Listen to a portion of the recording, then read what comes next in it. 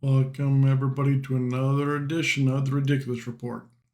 I have a good one for you. This one's different, though. This one is of that. All right, you got to listen to. I thought my wife was cheating on me. What was she actually doing? Left me stunned and ashamed.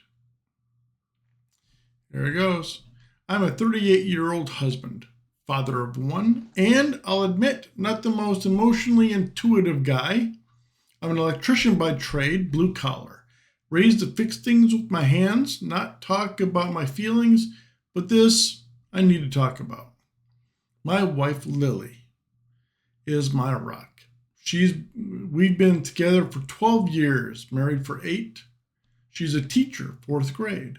Sweet, funny, wicked, smart, and honestly, way out of my league.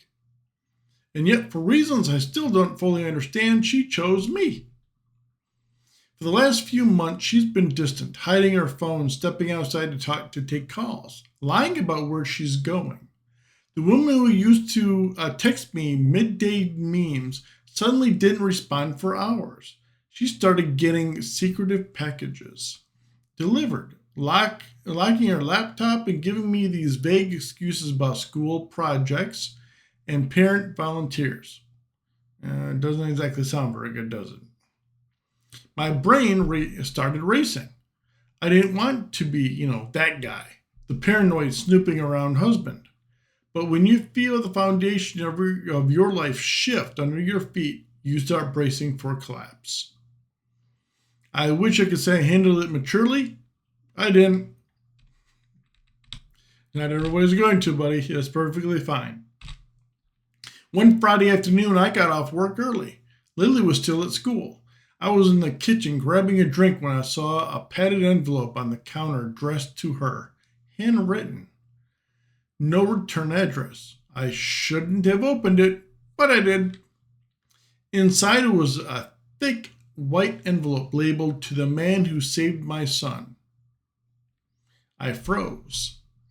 I opened the envelope and inside was a handwritten letter from someone named Rachel. I didn't know Rachel, but I knew what I was reading. Her son Jonah, had been in Lily's class last year. Apparently, he'd been struggling academically and emotionally. No father figure, bullied, quiet. All right. Lily had emailed me one night and said, "Hey, can you come help me fix a light in my classroom? The kids are scared of the flickering." I remembered it vividly. I went in, fixed it, and met Jonah, gave him a fist bump, showed him how wiring works, told him to always double check his work. I barely thought about it again. But according to Rachel's letter, Jonah started talking about Mr. Lily every day after that. Making an impression, huh? He started reading books about electricity, drawing diagrams, fixing small things around the house. For the first time in 2 years, he had a dream to be an engineer, to be like me. I sat down. The letter went on to say Jonah had made a remarkable emotional recovery, was doing better in school, and had been accepted into a science enrichment program. Good for you, buddy. All because of a 2-minute conversation with a guy who thought he was just fixing a damn light. The twist. At this point, I was stunned. But it didn't end there. Underneath the letter were 6 more. All from different parents, all thanking me through Lily for showing up, giving advice, teaching their kids something real. There was one from a boy who helped build a birdhouse for the school fair. One from a girl I encouraged after she said she was bad at math. One from a single dad who said Lily told him I set the bar for fatherhood and it helped him try harder. These weren't just thank yous, they were tributes. Lily had been collecting these letters in secret from her students, their parents, and even colleagues for my upcoming birthday. She called it the Gratitude Project. She said she wanted me to see the impact I had on people and when I didn't even notice it. The woman I thought was lying, cheating, hiding was actually orchestrating the most thoughtful surprise of my entire life. I never felt so ashamed or so loved. I didn't confront her.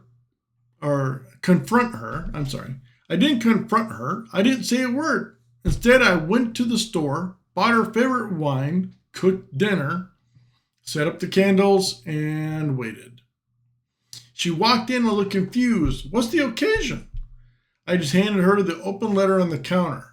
I expected her to be upset, maybe even angry that I ruined the surprise. Instead, she just smiled, that soft and knowing smile. You weren't supposed to find out until next week, she said, hugging me, but I'm kind of glad you did. We stood in the kitchen for what felt like hours while holding each other, no words, just presence. That night, I read every single letter again out loud with her beside me. Laughed at how awkward I apparently was at the school fair, and I realized something huge. I'm not just loved, I'm seen. And sometimes we make we mistake silence for distance, when it's really just someone building something beautiful in the background for us. The moral, final question. Basically, I was so ready to burn everything down over a gut feeling. I felt fear cloud what I actually knew deep down. Lily isn't just a good person. She's the best kind of person. So I leave this to you. What kind of thing you're scared of? What if the thing you're scared that they're hiding is actually the best gift you never saw coming? Interesting, isn't it? Not everything is sort of just black and white. Sometimes, of course, it all depends on the people. Everyone's different. Everyone is different. And that's the thing. But you still got to find out. If all of a sudden something's like way off, that was her fault. If she had, she went too hard trying to hide it. If she had just been more relaxed about it, you probably wouldn't even have noticed. And then she would have gotten him, with the surprise and everything else. But what do you guys think? Tell me below. Let everybody know what you think of this story. Until next time, you guys have a fantastic one, my friends. See you next time.